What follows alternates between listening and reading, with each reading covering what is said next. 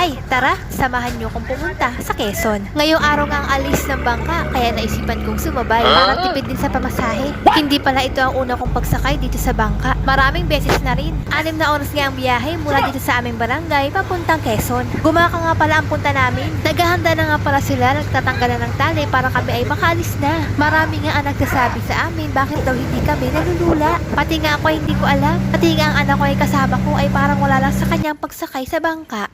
Sanay na nga at kala mo'y anak siya ng Shokoy. Mabuti nga't maganda ang panahon ngayon, hindi malakas ang dagat. Magkukumute sana kami, sayang ang pamasahe. Kaya sumabay na lang kami para makatipid sa pamasahe. Pwede ka pang makikain. O di ba nakatipid ka na, busog ka pa. Napakabilis ka ng takbo ng bangkang ito at malayo na kami sa pantalan. Parang nga nag-iimot ang batang ito, sino ka dyan? Dahil 6 na oras nga ang biyahe, gabi na rin kami nakarating sa Quezon.